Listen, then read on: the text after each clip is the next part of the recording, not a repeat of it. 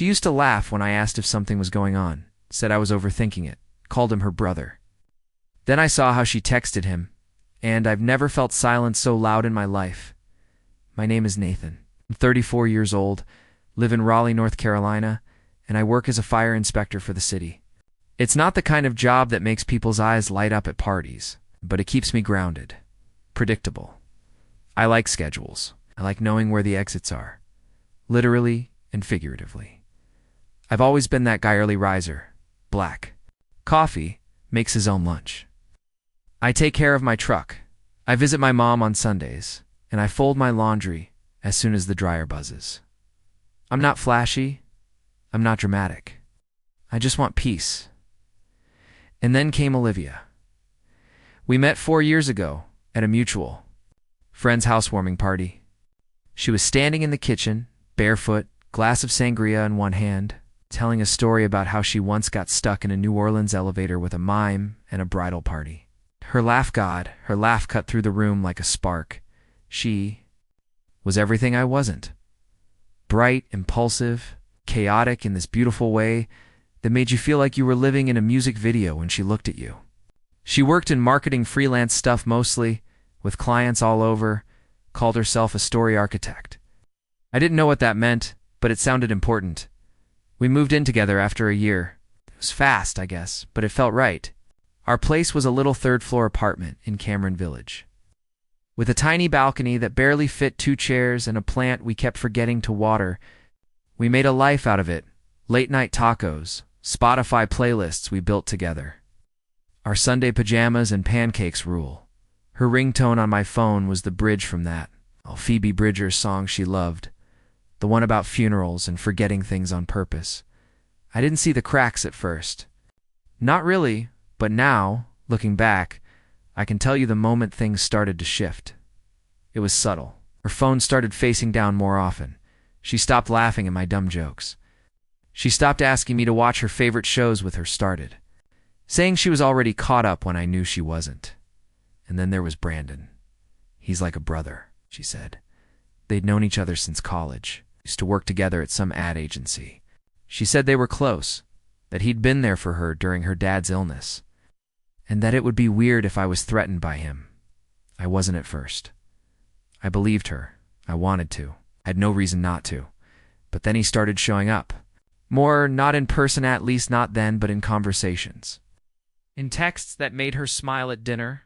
In phone calls she took in the hallway with the door closed. I'd ask, "What's so funny?" She'd say, "Just Brandon being Brandon." I'd ask, "What are you guys talking about?" She'd say, "Nothing serious, babe. Just catching up." That word, babe? She still said it, but it stopped feeling warm. It was like the word had turned into a placeholder, just noise, to cover up distance. Then came the night. I saw her flinch when I reached for her phone by mistake. She was asleep on the couch. Her phone buzzed and I picked it up to check the time, not even thinking. She jolted awake like I'd tried to read her diary. "It's just my phone," she snapped, grabbing it from me like it was something sacred. And that was the moment. The gut punch. The flash of cold behind the ribs that tells you, this isn't what you think it is anymore. I didn't say anything that night. But I didn't sleep either. The next few weeks were quiet, but not the good kind. It was the kind of quiet that feels like a room holding its breath. The kind where you walk on eggshells in your own home and pretend. You don't see the cracks spidering out beneath the surface. I started noticing patterns. Her phone was always on silent now, not vibrate silent. And it wasn't just during dinner, or when we were watching something, it was all the time. She said notifications stressed her out, said she was trying to be more present. But somehow, she was always just a little too present when Brandon texted. He had this habit of messaging her late, not midnight or 2 a.m., but that gray area around 10:30 or 11. When she thought I'd fallen asleep, I'd hear the buzz, the soft rustle of her turning over to check it, the faint glow of the screen lighting up her face in the dark. She used to cuddle into me at night. Now it was like there was a no-fly zone between us in bed. A full 18 inches of space and silence. I started paying attention to how she talked about him. "Oh, Brandon's hilarious. He sent me this meme. Remind me to show you." but she never showed me. Or, Brandon's having a tough week, poor guy. His girlfriend's being toxic again. Girlfriend. That one stuck with me. So I asked casually. I didn't know Brandon was seeing someone. She hesitated just for a second too long for someone who wasn't hiding anything, and said, "Oh yeah, they're on again, off again. It's messy." You wouldn't like her? That was her tell, I realized. What? Discredit the person involved. Shift the focus. I let it slide. For now. But something inside me had started to itch. Like a wire had come loose in my brain, and every time I tried to ignore it, it sparked harder. She changed her passwords. That was the next red flag. One day, I went to queue up a show on our shared Netflix account, and it was logged out.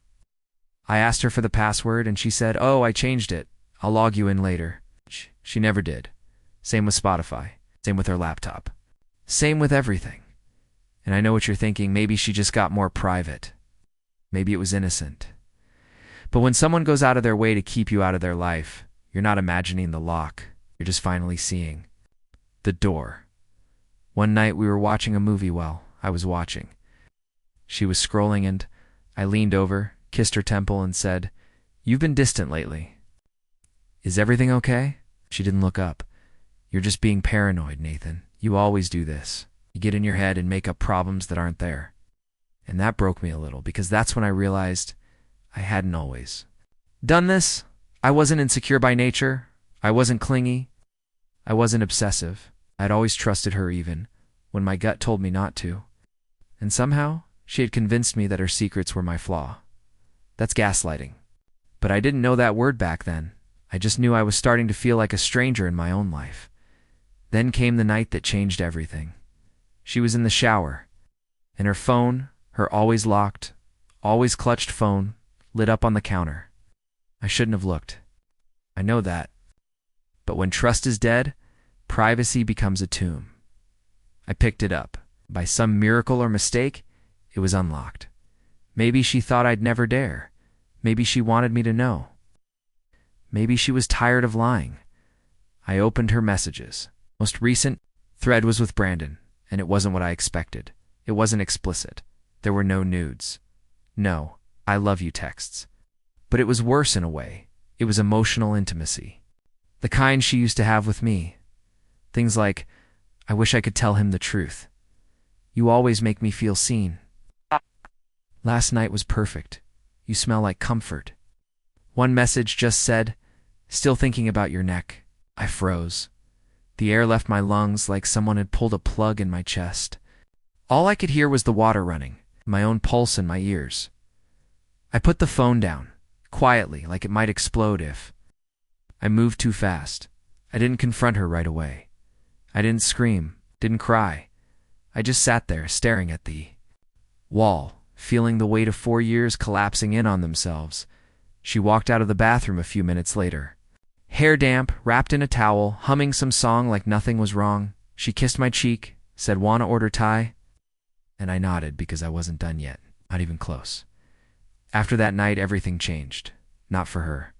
She still played. The same parts, same laugh, same morning kisses, same "babe, I love you" texts. But for me, something inside me went still, not dead, just cold. I didn't rage. I didn't flip the table. I started listening, watching, recording in my mind.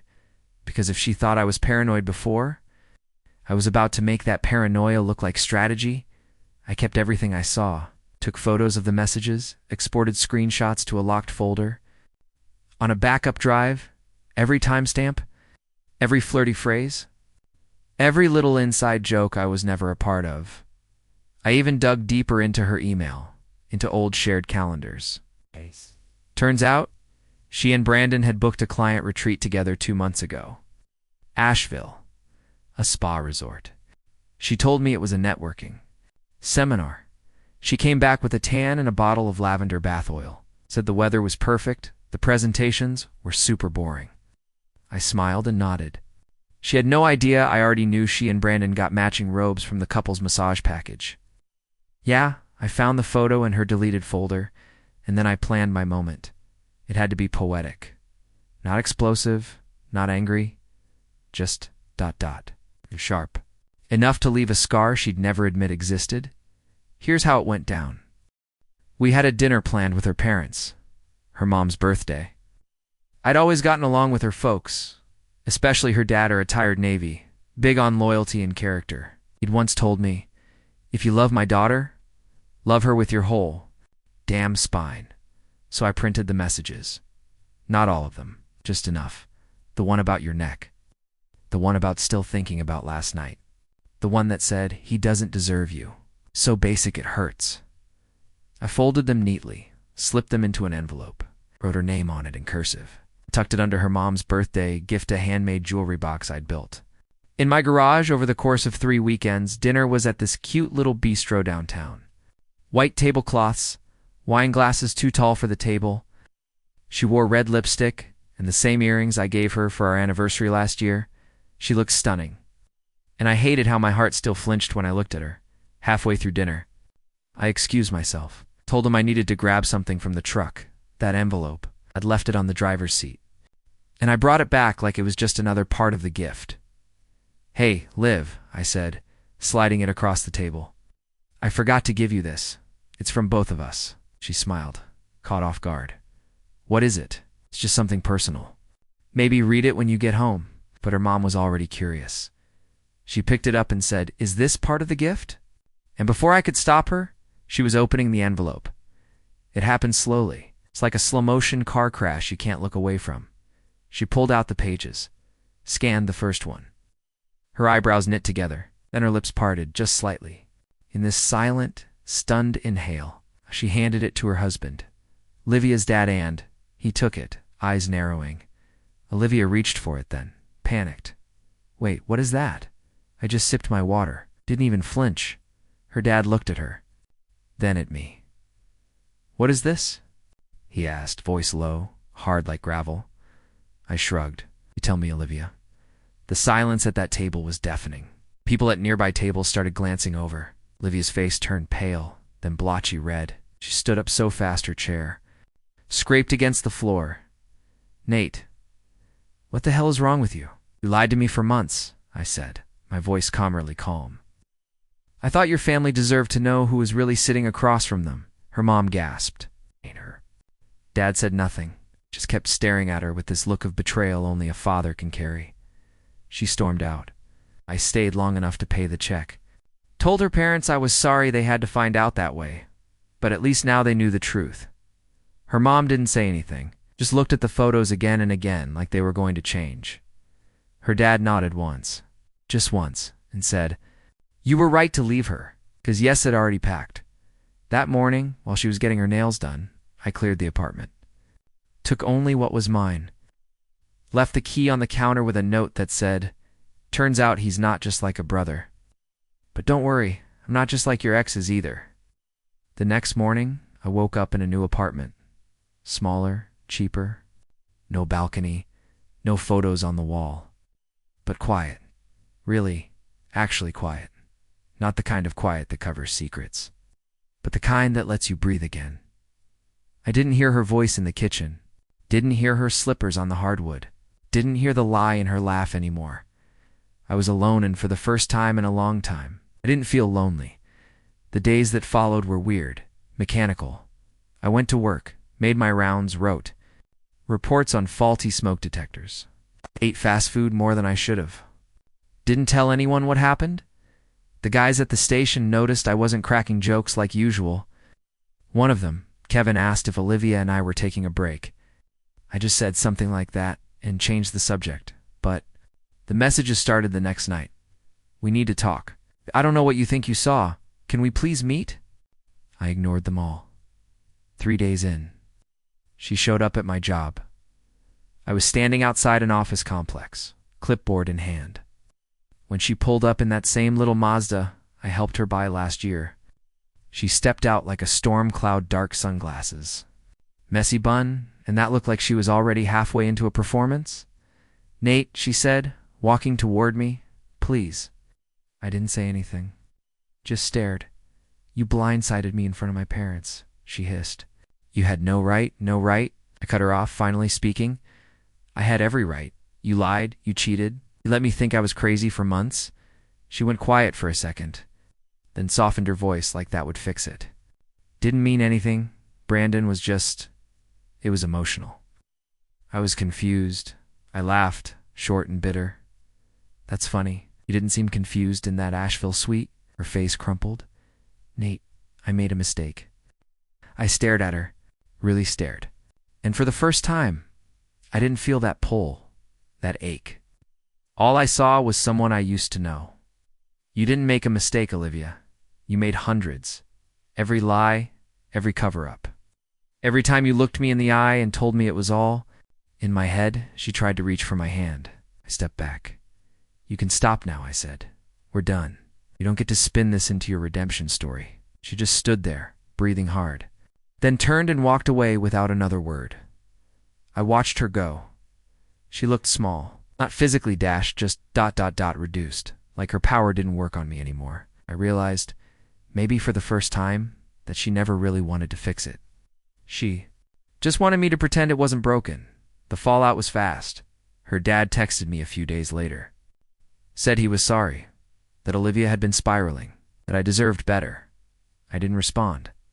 What could I say? He was right. Our mutual friends split like a high school divorce. Some stayed loyal to her. Most stayed quiet, but a few reached out. One of them, Jenna, said, honestly, we all saw it coming. She and Brandon were always a little too close. I asked her, why didn't anyone tell me?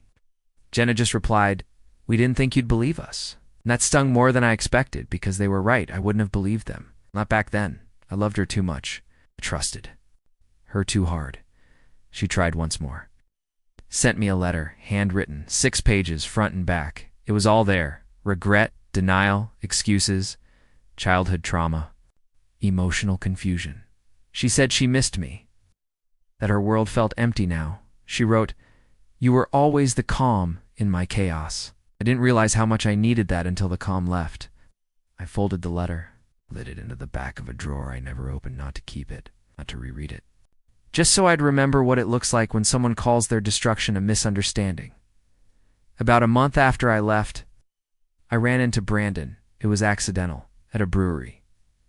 Friday night, I was there with my buddy Ethan, trying to remember what normal looked like.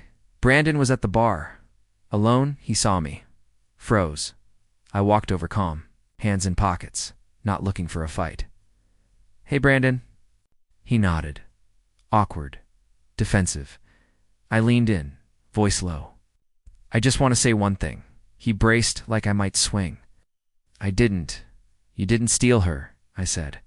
You inherited the wreckage. Then I clapped him on the shoulder, turned, and walked out. And man, Eve never felt lighter. It's been 8 months since that night at the restaurant. Since the lies stopped pretending to be love. Since I packed my life into the back of a truck and drove away from a future I thought was solid. I wish I could say everything made sense now. That I woke up one day healed and hopeful. But healing doesn't come with a banner or a deadline. It comes slow, messy, quiet. Some days I still catch myself reaching for 2 mugs in the morning. Still hear her voice in old songs. Still double take. When I pass someone in a crowd wearing that same shade of red lipstick. But those moments, they don't break me anymore. They remind me. Remind me of the version of me who gave too much. Of the man who twisted himself into something smaller, quieter, easier to ignore, just to keep someone who was already halfway out the door. I don't hate her. I don't wish her pain. But I do wish she someday sits in a moment so still, so honest, that she finally sees what she threw away. Not the apartment. Not the routines. Me. I was the one who answered her late-night calls, who stood in her corners, when no one else did, who believed her when everything in me screamed not to. That man deserved better. Now he's becoming someone new. I've started hiking again, reconnected with my sister. Took a solo trip to Oregon just because the coast looked beautiful in a photo. I'm building furniture again, Toriel furniture. Not just patchwork stuff to fill a space. I even started journaling, which I used to roll my eyes at. Turns out, writing things down feels like telling the truth when there's no one left to lie to. I'm not healed. I'm not perfect. But I'm free, and that's enough for now. She got to keep the apartment. The playlist. The dog we adopted together, though, truthfully, he liked her better anyway. But I got something else. I got my clarity. My peace, my damn self-respect back. And if you're sitting there right now, wondering whether you're crazy, whether the distance you feel is real, whether you're being paranoid, or just finally seeing clearly, let this be your answer. You're not crazy. Your gut isn't lying. And you deserve someone who doesn't make you question your own worth just to protect their secrets. As for Olivia, she always say Brandon was just like a brother. But those messages said otherwise. And me, I don't need the apology. I already gave myself the closure. Turns out the best revenge is never needing her apology. If you enjoyed my story, don't forget to like and subscribe for more real-life stories like this.